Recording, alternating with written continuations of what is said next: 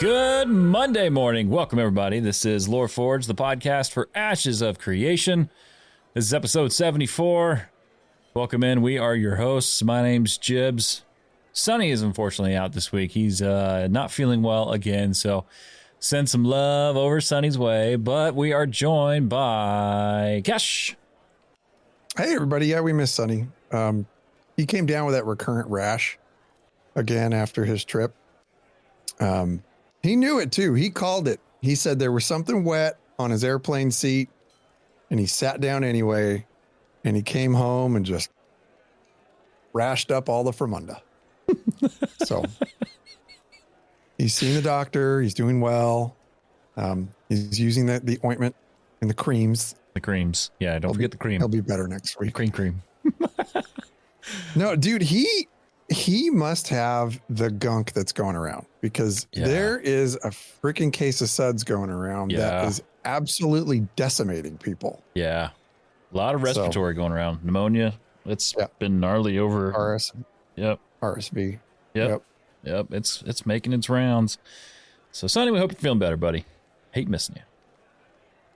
Yeah. Probably sleeping. There's a little blanket. His warm little blankie right now. You think he's a teddy bear guy? Teddy bear and sucketh the thumbeth. Yeah, he's a thumber sucker. Oh my gosh. Well, welcome in, everybody. Thanks for pushing play, hanging out with us here today on the show. We are recapping Dev Discussion 71, spells and abilities, and we are talking the major desert update, which has been awesome for our guild. Everyone's been sucking on that thing. It's been awesome. What? Phrasing? I don't even have my cards. Phrasing? Enjoying that thing? Yep. They've just been sucking on that thing. Thank you. That's approved. You're welcome. Thank you, Raka. I appreciate you. Yes. Hey, by the way, folks, we're doing this live. You can come join us over at Twitch. Come hang out. Enjoy the show, the train wreck, which you're now listening to, and all the other fun things. But so Dev Discussion 71, spells and abilities. This is kind of a reversed Q&A from Intrepid, for those who don't know what these are, where they ask us questions and we answer as a community. So they asked 3 questions. So we'll... Chaffee says, yeah, suck on that, desert. All right, so first question here is, what is the best ability or spell you've used and why? Spotlights are on you. Can it be the best one that I've used or have had used on me? I think it's you've used and why. Damn. Because I was going to say the Cleric's Resurrection is probably the best spell or ability in the game. Yeah.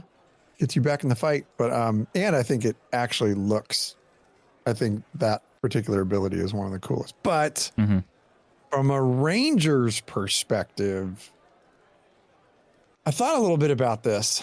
I have several abilities that I really enjoy. And believe it or not, it's not snipe.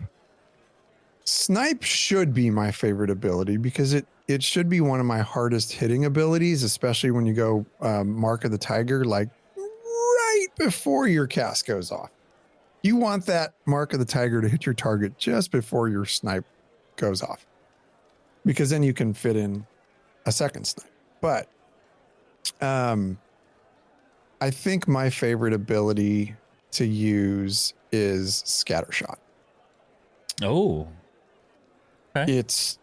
It's super fun. It's a really fun one. And that's the one that shoots out arrows like it's like a spread of arrows or like a cone shape of arrows. And it's a chargeable ability. So the longer you hold it, the more it really focuses down that aim and the stronger it gets.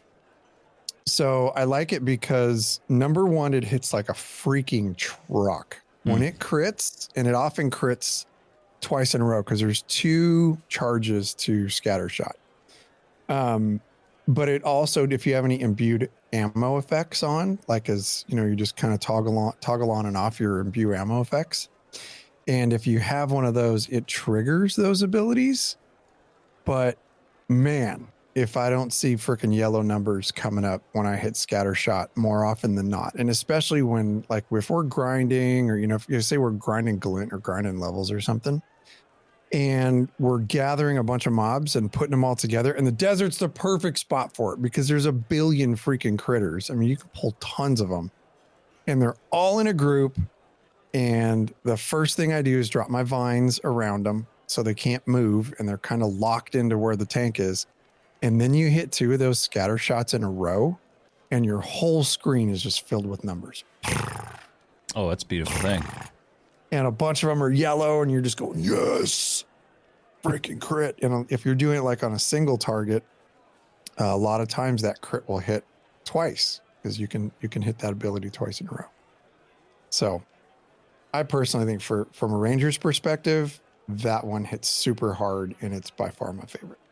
Yeah, it's really cool too, the scatter shot, now that they in a recent update where they made it to where that ability tracks the ground now. So it's like you don't miss or like shoot over people with it. And so that just made that ability that much more cooler. I think for me it's gonna have to be, I think so far for me, the mage's blink. Every time you would blink past somebody in phase 1, that's what I was playing in phase 1. You'd come out of that blink and everyone was just like, man, that ability's so cool. That happened way more times than not. And the visuals combined with the audio cues on that thing is just beautiful, man. So every time you use that blink, or you hear it, like see other people using it, you're just like, wow. So yeah, definitely the blink. Yeah, let's hear some in chat. Samarb says Divine Flare because it may heal you to full or obliterate you, depending on the current bug list. That's funny. Bugs are fun. I was watching a video the other day of a caravan. Actually, today, someone posted in our Discord, a caravan was going like 100 miles an hour, like out of nowhere, just right by them, just shoom. Like, whoa, what was that? Yeah, bugs are fun. That was a dev. Oh, that was a dev, and I think Nice was having a discussion with him, and you know Nice, our buddy from Nice Gaming. He is a freaking caravan sniping fool, and I'm sure he probably knew as soon as you click on the little person driving, and it was GM something, I forget the name, but they had a quick discussion, and then the dev was just like, hit the NOS, boop, and he was gone. Dude, that was so funny. Oh my gosh. Yeah. My thought on that, if you guys haven't seen the video, it's pretty funny. It's posted in our Discord, but like, I don't know how to think about that. You know what I mean? Unless he was trying to test something out and was just like, I cannot be ganked right now. I cannot do this right now. What, the so dev? I'm just gonna go. Yeah. I mean, they're dev. I think made for great content. Oh, it definitely made for some funny content. I thought it was freaking hilarious. Especially when you put it with some funny music. Yeah. The Benny Hill song. Yeah. That would be freaking hilarious.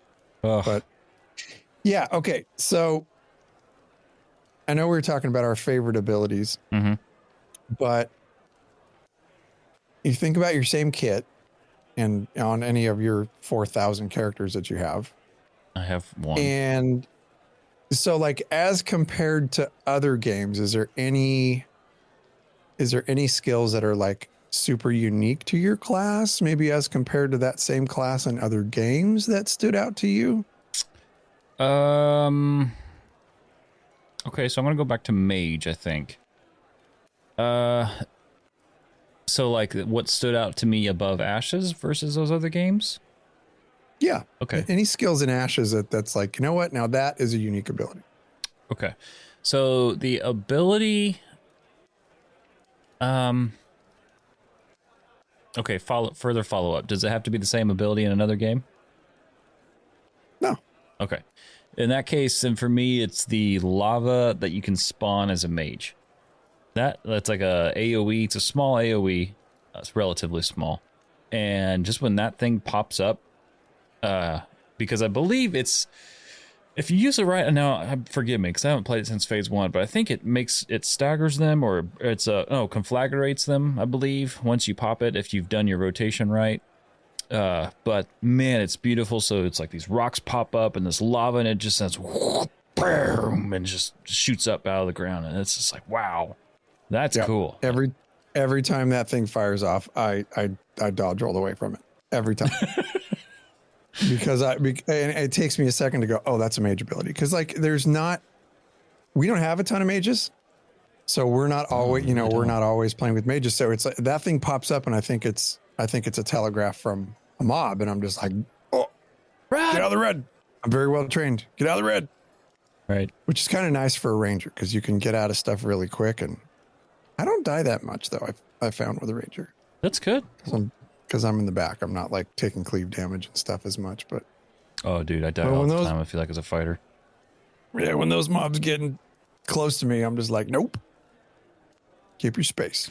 Yeah, yeah, and I feel like that's a staple for rangers. Like at least like recent rangers, or at least within the last 15 years, that level of mobility.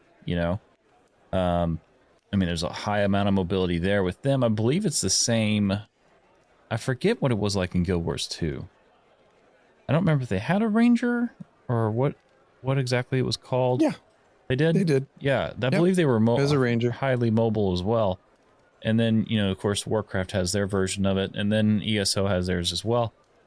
And so, I mean, many other games. But, I mean, yeah, I feel like it's kind of a staple for ranger. Mobility. High mobility. It is, and it's actually funny you say that because my unique ability, like my favorite unique ability that I think is much different than other games, is Airstrike. Oh yeah, that's cool.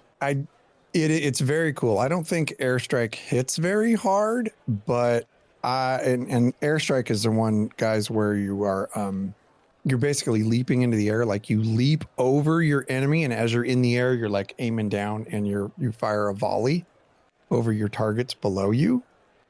And then if they happen, like say your vines are down, when you hit them, your snares turn into roots. So it like roots them in place.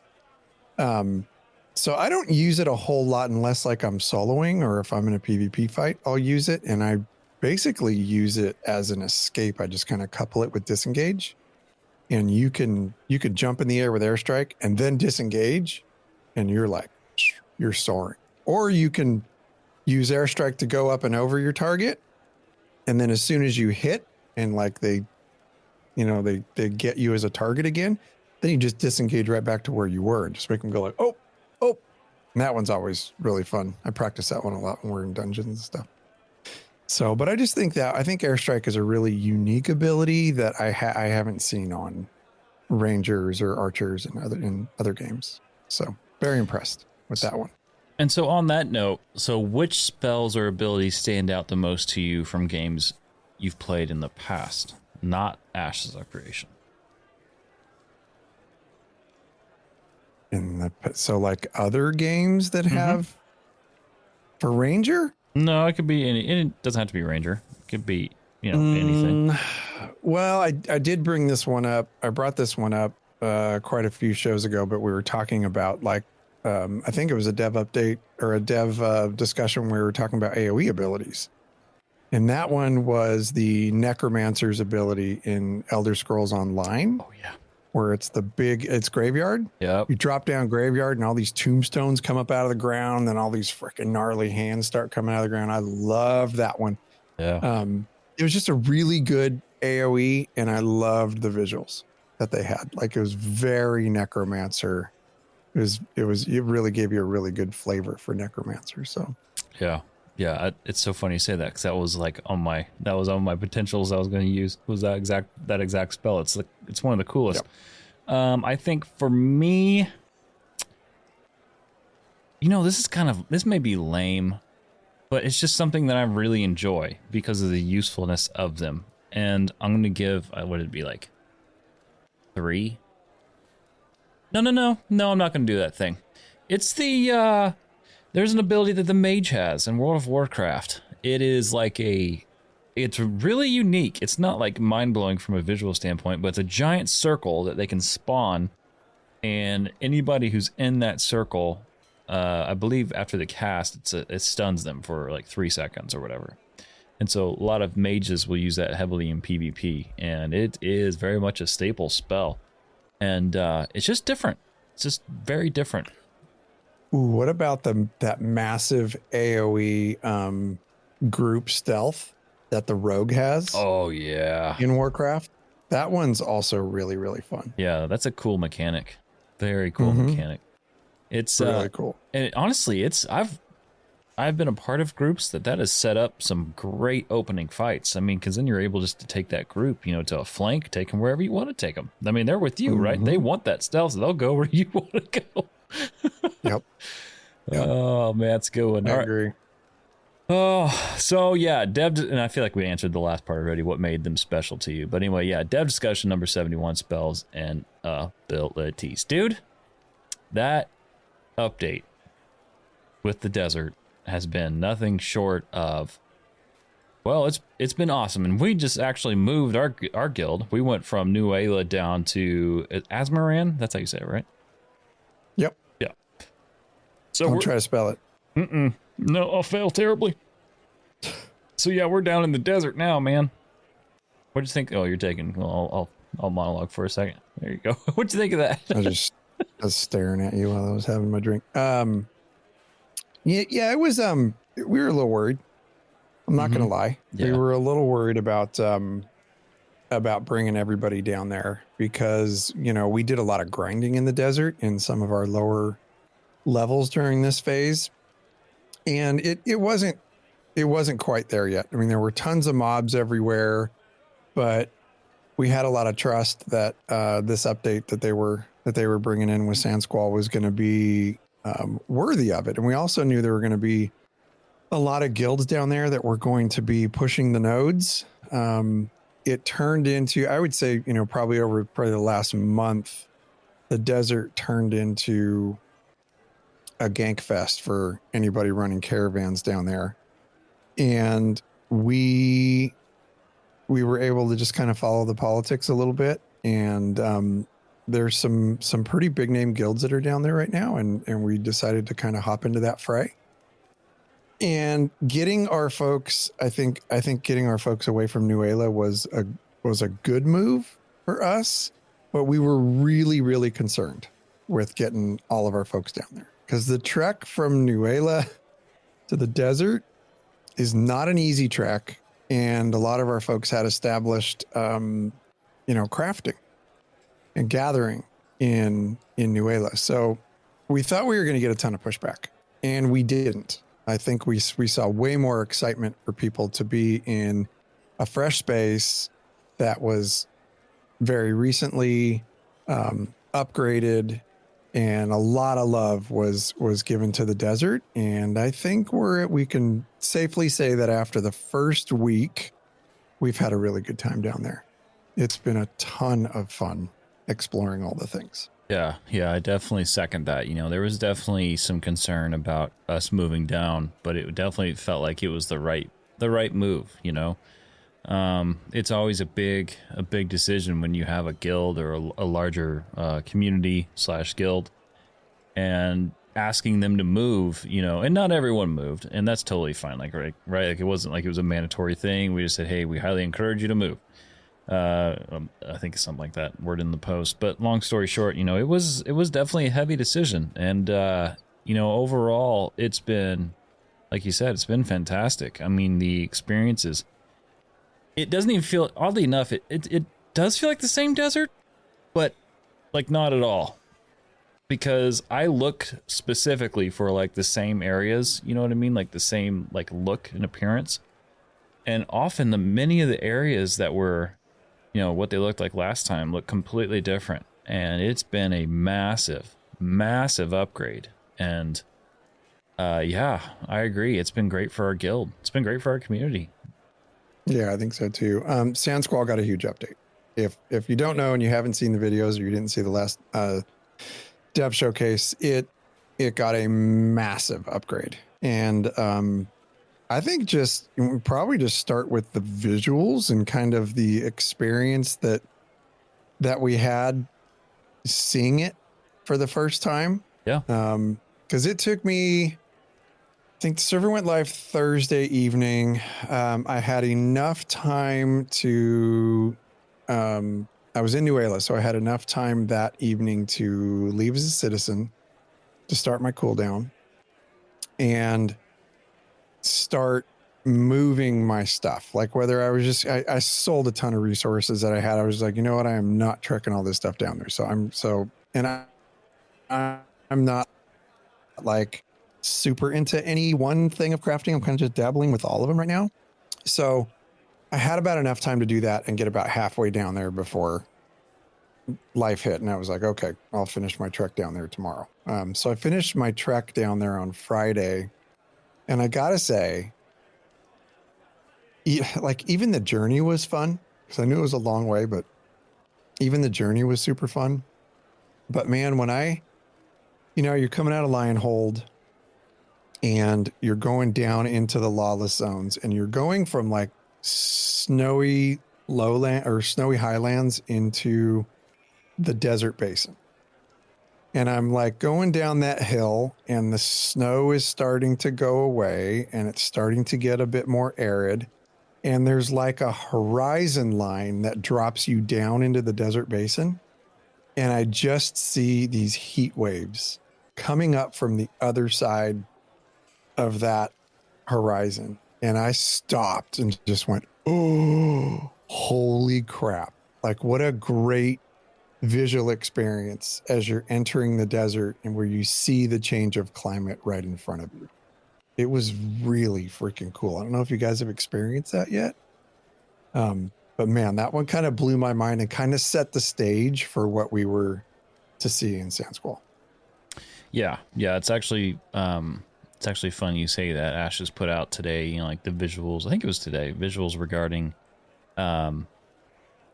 visuals regarding the Sandsquall. I was trying to find that tweet to send it out to our folks. But yeah, you're not kidding. I mean, there are just. It's been a overhaul from top to bottom. I mean, visuals, lighting, mob amount, and just all the stuff we're going to be talking about. Like, from a visual standpoint alone, there are just some beautiful areas down there, right? And like, I don't think really any of us, like you, Sonny, or myself, have ever been big like proponents to move to the desert, or for Ash's experience, to be in the desert in a heavy way. But man, it's wildly different down there, and the visually it's just stunning, man. The trees, the models of the trees, the way the ground is now covered with different flora and fauna. Like, you've got just various animals that are running around. It feels different. It feels like it really feels like a new zone, truthfully. Like, they really did a good job. Yeah, even like the textures of the sand are different. It looks like sand-swept dunes, which was drastically different than some of the areas from the desert before. The shadow textures with the rock features are really impressive. There's some freaking vistas out there. I think Sonny took a couple of really good screenshots of the vistas that he was going to, and they were just crazy gorgeous, with where the sun was, and then the front of the rock faces and the shadow textures and stuff on that was just amazing. There's like sand blowing across the roads. Yeah. And you're right, like all the flora and fauna is just super cool. And the night sky, dude, oh my god. Yeah. Buddy. Woo. Yeah, the night sky is absolutely beautiful. So, to me, I think the thing that really hits it, and this is what hits the desert in real life, right? I'm not going to lie. Like, I live in a part of America where the desert goes all the way to the damn beach, goes all the way to the coastline. And there's plenty of like actual desert areas that look a lot like Sand Squall does, you know, like an hour from me. And I grew up in those areas. I grew up out there freaking shooting and camping and riding and all the things that you do when you live close to a desert. And it really does look like that, like those rock outcroppings and stuff. So I think they captured what a desert would really look like. And the one thing that I really wanted to see, and it was funny because we had talked to Planendorf about this. I wanted to see oases, which is the plural of oasis, which is that just those small little pockets of small pockets of, you know, like a lush landscape where water would accumulate in a desert biome. Yep. And I think I took a screenshot and I sent it to Planendorf, and I was, because Planendorf had a lot to do with the desert with this revamp. And I think I sent it to him and I was like, oh my God, dude, are you kidding me? And it was that area going into the Scorpion mini dungeon, the Scorpion pocket dungeon. And there's this big cave face and it just creates like a big canopy and there's a bunch of trees and stuff there, but there's an oasis under there, like in this little bowl. And it's just breathtaking. And I sent him that picture and he says, you found my favorite spot in this update. And I was like, that's freaking cool. That's because it's amazing, but it's little gems like that you'll find, and like you got to look for them because you wouldn't be able to like look on a map and be like, what's there water doing there? And then you come around this corner and there's just this gorgeous landscape in front of you. Yeah. So it's those little tiny things I think that was added to it that give the desert a lot of character. Mm-hmm. You know, the world building there was done very, very well. So I know we kind of also talked about lighting a little bit already, but what did you think about the mob amount being increased like it was? I know where you're going. Yeah. Sorry. That is some harsh bourbon. Woo. I'll wake you up. Yeah, that will definitely wake you up. And I needed that. It'll knock me out later, but right now it just woke me up. Holy shnikes. I like the mobs that are down there. They are appropriate mobs for a desert biome. But they need a little work. We need to do a little work there. Particularly the mob density, I think, it's not super realistic yet. It's not the mob placement in some areas is not very reasonable quite yet. So realistic and reasonable, right? So you're looking at, particularly like we're in Azmoran, right? So when we're coming out of Azmoran to go to all the points of interest, we typically are going to the north. In particular, heading northwest out of town is a virtual landmine of scorpids, beetles, like 1 stars, 2 stars. And it's like, this is not stuff that you can't kill at 25, right? It's not that hard to kill one of these things solo or even a couple of them. But when you have a billion of them and there's no pathways to go out other than to go all the way out and around, it's like a landscape of critters. So I'd like to see that sewn up just a bit. We had a few lower level members of our guild that made the trek. They just wanted to come down. I'm talking like, 15, 16s. And they were having a lot of trouble even getting down there. So there were a couple people I literally escorted them in. I was like, just follow my line, stay on my hip, you'll be fine. And I would rather me take all the aggro. But there was, at one point, I was going fishing. I'm just a simple man trying to make my way in the galaxy, right? So I just leave town and I do the serpentine, and I ended up grabbing a couple of lower level mobs, and I'm like, okay, they'll rubber band back. They'll go home soon. They followed me all the way from town, all the way to my fishing spot. And I'm not kidding you. I was on my mount for a solid 5 minutes. and I kept hitting my sprint as soon as the cooldown was up. And I turned around when I finally get to my fishing spot. I turned around and those MFers were still following me. So I just got off my mount and killed them. I was like, okay, fine. But holy crap, man. It was like, that was a little excessive to have that. So that stuff I'm sure is going to get fixed as some of the stuff starts to get refined. Yeah. But just even like leaving with a caravan can be a little bit daunting, especially if you're running a solo caravan. Not that we run solo caravans. I'm just saying, if we happen to, that kind of stuff will will get kind of annoying, Yeah, it's funny you say that, because it does feel like they're a little dense in areas that doesn't feel necessarily realistic. Sometimes it feels like they're in blobs. Like, and if you were to like look down over the landscape, depending on where you're at, and you kind of look out and you can kind of see it, it's just like there's just large clusters, and then there's some like open patches areas. I think the part for me that like I'm 50-50 on, but when you have mobs that are literally that have spawned on the road and they're kind of pathing around on and off the road, like really not giving you any breath, to get through the area. I like it because it's like, from a realistic standpoint, like animals don't care about roads. They run across roads all the time. They get hit by cars all the time, so why is it any different in Vera? However, when you have people you're trying to bring in or people are trying to exit, like Sunny, who couldn't eat, I saw in chat, Chappie says, Sunny, LOL, Sunny came out to see me and ran back in. Like, That is so Sunny. Yeah, it is.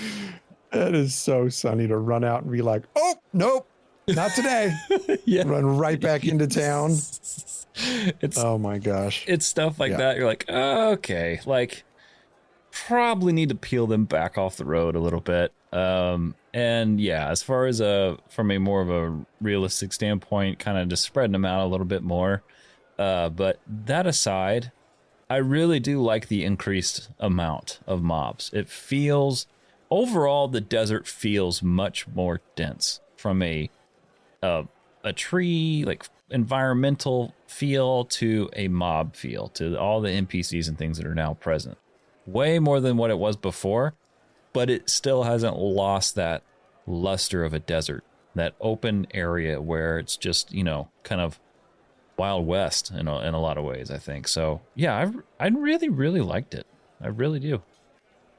Yeah, and it's funny too, because this to me, it goes to show that a few weeks after all kinds of drama took place over the desert, this really does bring to light the fact that we are playing an alpha. And if folks are just patient with things that they don't currently like in the game, these things they are going to get sewn up. They are going to get fixed. They are going to get iterated on, and they're going to turn into something that none of us expected. Just got a fat raid from Jamie. Yeah, Chaos. we did. Welcome in, buddy. Thank you. Thank you, brother. Thank you very much, bro. What's going on, everybody? Welcome in. Yeah, welcome. Yeah, so I mean, the way that I look at it was with all that drama that took place over, in my opinion, nothing. I mean, you have to have some semblance of patience when it comes to game testing, and that's exactly what it is. And again, the game feels like we're not testing it. The game feels like there's way more to it than just bug reporting and running around doing some exploration and logging off. Like there are people out there, including ourselves, that are putting in a formidable amount of hours in Ashes of Creation, not even thinking about a potential wipe that's undoubtedly coming in the next phase, right? But the game feels like you can treat it like a launch title. That's obviously minus a lot of stuff that needs to be worked on. But if you have patience and just understand that, hey, if you don't like a zone right now because it's missing story or it's missing, any number of these various bullet points, just have to be patient. It's coming. It's a crazy thing how, and I don't know what it is. Like, if you were to pinpoint what it is that made all of us collectively go from testing to playing this game. Like, yes, we're still reporting bugs, but like we're playing it like it's our game. You know what I mean? And I don't know if it's a mixture of like the systems and the world, or if it's the open world of it, but there was some place in all of our brains when we sat down to play Ashes that it quickly went from a oh to oh, and then you just don't want to leave. Oh, you showing it your O face, bro? Oh, yeah. There were definitely there's definitely been some moments like that with Ashes that I was not expecting that have blown my mind in, oh my God, in so many areas. So in the amount of time that I was going to sink into the game, right? Again, I thought I was going to come in, test a couple hours, put some notes together for the show, do some bug reporting. My God, has it not been like that at all? Oh. I think I already talked about my near marriage breakup a couple of weeks ago. My wife was like, bro, yeah, you need to tailor your freaking time because you are in that dungeon of an office of yours all day, all night. Like she can hear me down here flipping out over some grind group or getting mobs trained on me at 2 a.m. when I was grinding levels. And she's not wrong. Although I did warn her. I was like, hey, look, when this next phase comes out, someone's going to be locked in there for a while. And I was. I took every bit of my off time and just crushed levels. But it was never expected. I never wanted it to happen. I didn't think it was going to happen. But, and I don't even care about this term, but this term is real. FOMO, when you're trying to keep up with everybody else in your guild that is absolutely going gung-ho, it's very difficult to do, but it was completely unexpected. Yeah, it's true. It did very, very much. Something else that was completely unexpected? Freaking pocket dungeons. Maybe that was always a thing that people knew about. If it was, I forgot about it because I'll forget more about this game than I'll ever remember. But, dude, those pocket dungeons are amazing. What did you think of those? I love them because they are new. I'll be very honest, after a few weeks of doing them, to dive right back into them this weekend. But after a few weeks, I could see them getting a little stale just because it's the same thing. You're doing the same thing in the same zone over and over again. And I'm looking forward to doing some other exploration stuff in the desert. For me, from probably a place of nerddom, I think the biggest thing for me that is missing is the story of what's happening there. So story arc, I think once story arcs are in there, for me, the replayability is going to increase through the roof. And like us in the guilds that we've done in the past, we will definitely do those lore runs, right? Where we take our time, we go through them, we clear stuff, but it's very difficult to do that. And even if story arcs were in the game right this second, it would be very difficult to do that because most people are going through those areas for the increased loot drops, and the glint drops have been fantastic. Like whatever we did to scale that right up, like thank you very much, because that has been pretty fun. And it's been very good to be able to make some glint in those places on a regular basis.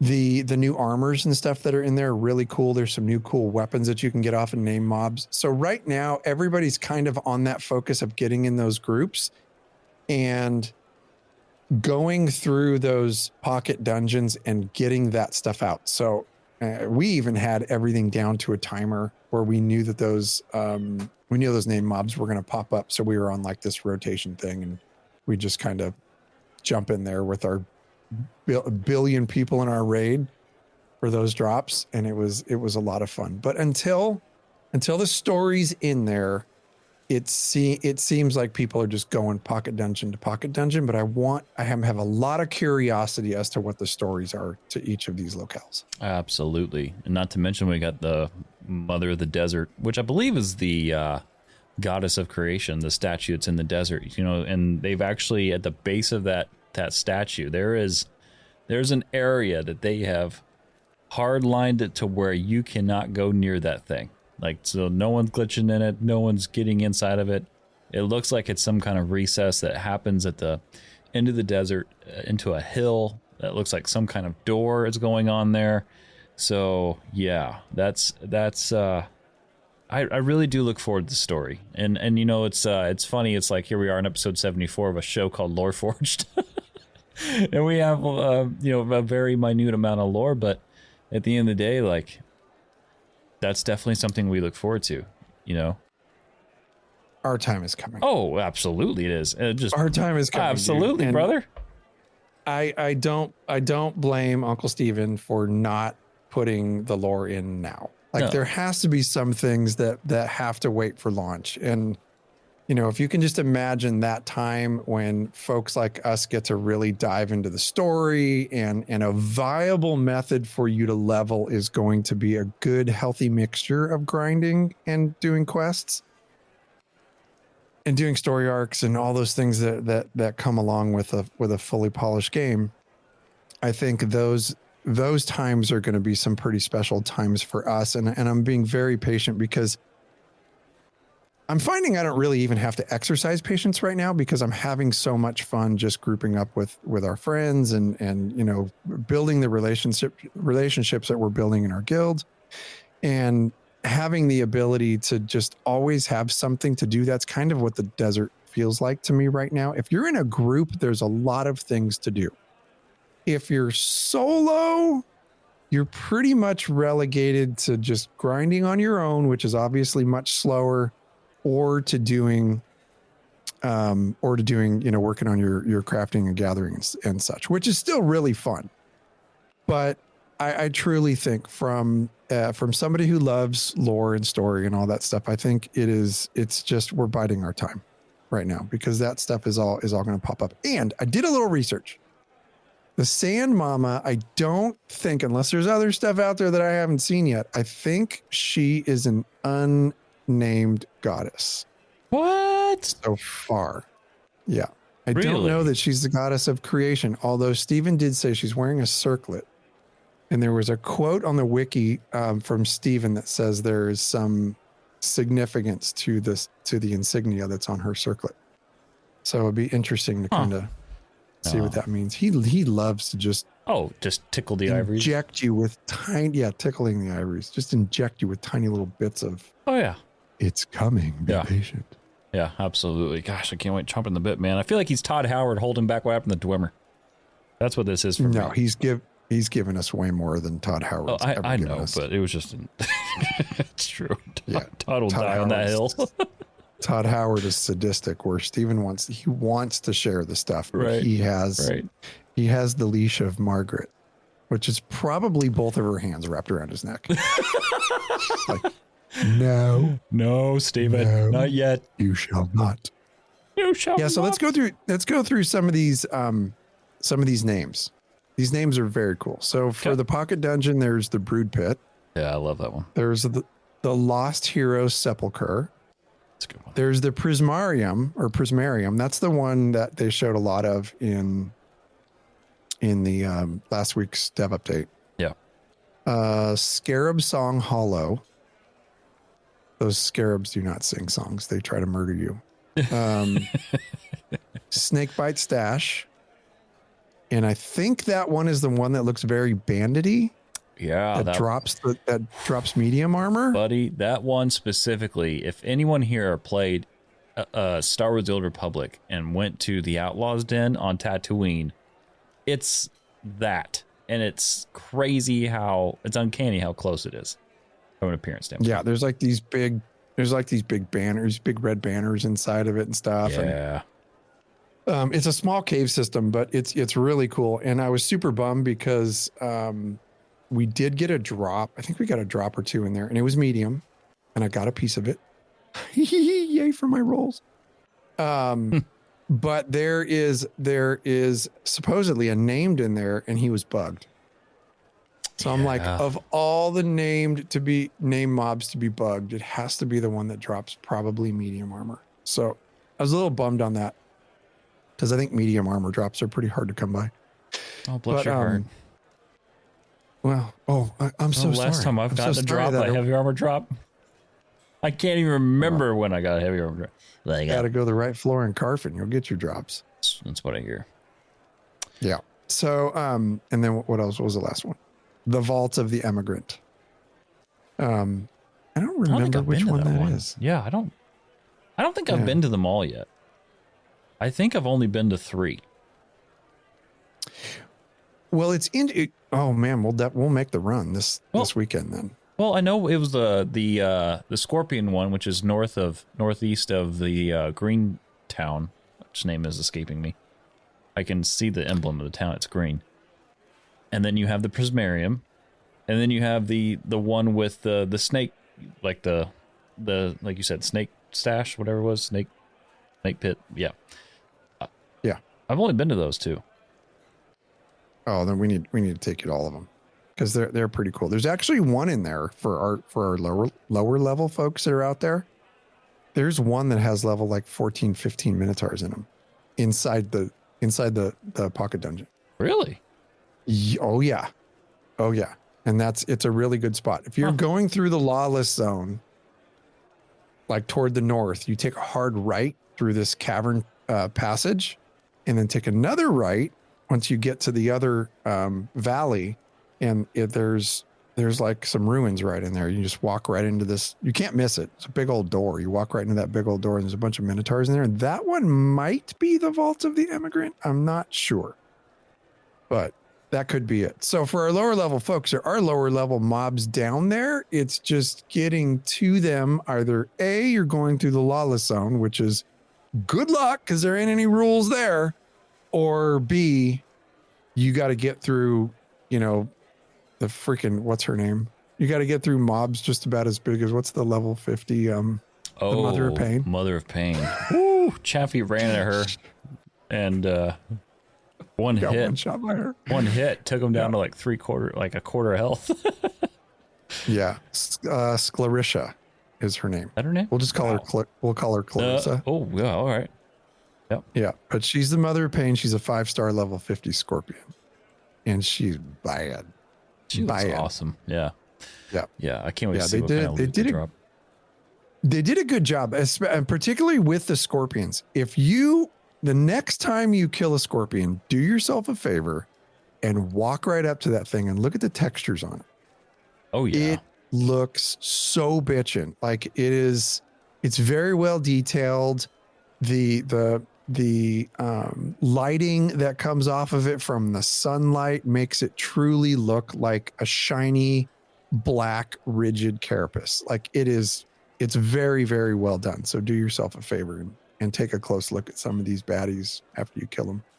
Yeah, they're pretty awesome. Tell you another thing that surprised me. Oh, hey, I forgot to tell you, I ran my first caravan. In all my time of testing, I've been just focused on levels, right? That's just been the majority of my time of testing is leveling and bug reporting, gathering, that sort of thing. Never ever really had a chance to dive into caravans. Was a part of defending them. Do you remember that one day that I was with you when you ran your first caravan? Yeah, we were together. Yeah. I forgot to tell you. I ran my first caravan. Oh, yeah, I know. You were there. I was there. That was your lead in. There you go. But yeah, that was fun, man. I had never ran it, and we had people with us. Like, okay, here's what you do. Mole was there, and Chaffee, and many other people from Black Talon were there, and yeah, man, that was a fun run. I like the caravan runs going on in the desert, especially with the fact that we've got there's a lot of fighting going on, but it's to protect the caravans, and so people are just able to go in and do their thing. And it was fun. It was a good learning experience. Yeah, it's been a lot of fun, and the politics are real down there right now. And it's been very nice to be part of that and kind of dive into that side of it.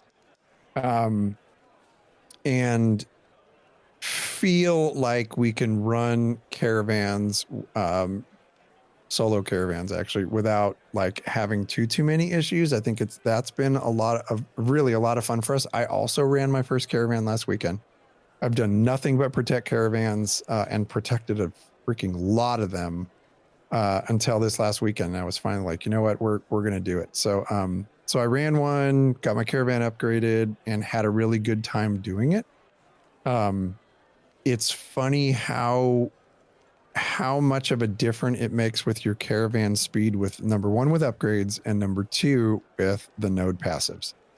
If you get a node passive that upgrades that, it is insane. And then once you're out of that, it's not like GM speed as we saw in that video, but it's definitely a lot faster and a lot more.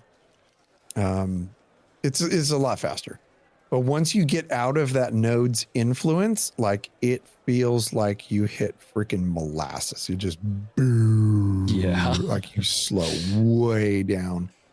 But still that, you know, the runs that we're making, I think are really fun. And it kind of, for me, it's just another example of there's a lot of things to do in the game, even at this stage, which is a lot of the charm. It's a lot of the draw or continually logging into play, is that there's a lot of choice that you have to kind of play the game that you want even now.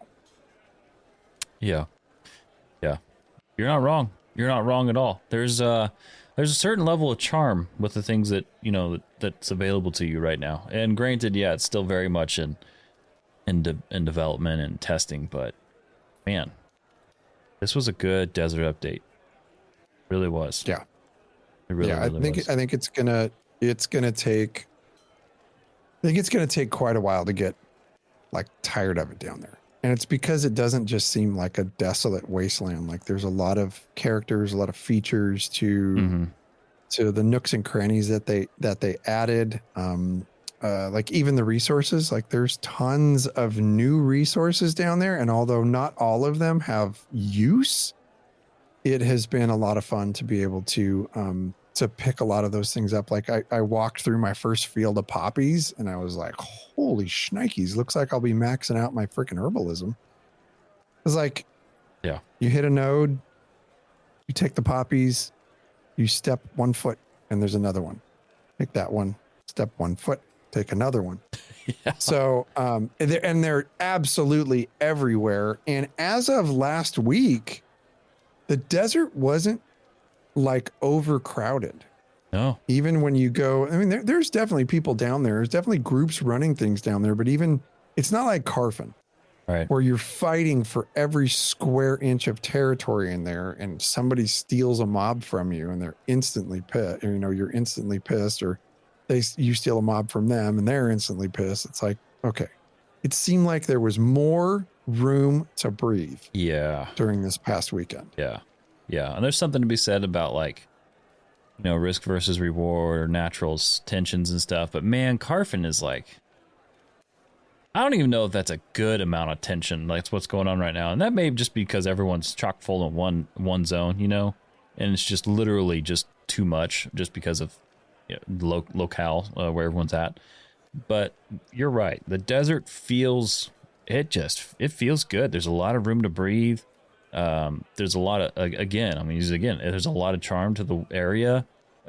You want to be there. You want to look around. You want to see what's going on. You have the pocket dungeons that are fun.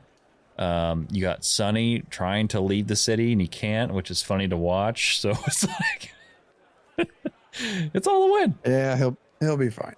He'll be fine. We actually got him into some groups and stuff to get him leveled up a little bit more. So I think that was actually pretty good. What we got to do is we got to get him very proficient at soloing. So when he streams, I think that'd probably be a good idea. Yeah. Well, I think the moment he can finally get his hands on a rogue, maybe that'll help him. But yeah, it's going to be a sea of rogues. Oh man, what's going to happen, including us. Wave. Like I'm definitely rolling rogue. Right. I don't know a soul who isn't. I don't know, Soul, who is, that's going to be fun to you know, again, when people are on a caravan and they're stealthed out and you don't know they're there and you go to raid them and then you just see like 15 to 20 rogues just unstealth. Like, gosh, oh my man. God. Yeah, I'll load your pants up real quick. Right? Yeah. See that coming at you. No kidding. No kidding. Well, folks, this was LoreForged. Thank you so much for tuning in. This was episode 74. Hope you enjoyed your time here with us. If you did, let us know how we're doing, whether it's a podcast app of choice or the YouTube comment section. Let us know what you think of the show. It certainly helps us out, and we certainly do appreciate it. You can always email us, loreforgedhq@gmail.com. And of course, we have the website, which is our landing page for all of our content. You can go to loreforged.com to find that. And we also have our YouTube. That's youtube.com/LoreForged. And of course, Twitch. twitch.tv/LoreForgedHQ. And then finally, we have our Patreon. So if you are, Cash's book is nearing completion. We're still waiting on Sunny's edits, correct? Yeah. Yeah, waiting for Sunny to tell me I used too many commas. Okay. But after that, we're done. Cool. So we'll be out there. Right on. You can get access to all our content early and all kinds of good bonus things that only you guys get. So anyway, patreon.com/LoreForgedHQ. Sunny. Nope. Cash. I'll read whatever's on the teleprompter. Friends, you can follow us on X and Instagram, both of them at LoreForgedHQ. If you're interested in joining our guild, we are still actively recruiting. As a matter of fact, we just put a post up on the forums to so if you're looking for a summary of what our guild is, we have links to our guild video and kind of what we're all about. It's right there on the forums. Otherwise, you can go to loreforged.com. That's kind of our landing page. We have Discord links on there for that, so you can join the Discord. If you join the Discord if you're going to apply for the guild. Otherwise, you're kind of just going to sit in limbo. But our Discord is for the guild, and we've just recently made that change. If you're interested in what we are a casual PvX guild. We do have some light to medium roleplay thrown in. We're going to start maybe hitting some of those events here pretty soon, just to make it a little fun, add a little third dimension to your game. We are a guild for adults, parents, and working professionals. And we are actively recruiting all types of players: PvE, crafters, gatherers, PvP. Yeah, that's pretty much it. Do you want to welcome this week to our community Shadia, Metallic Mark, and Battery? Welcome to LoreForged. Welcome, friends. Well, everybody, y'all have a great week. We love you, and we will see you back here next week with a Sunny. It's number 3. And see you next week. Have a great day. Safe travels, adventurers.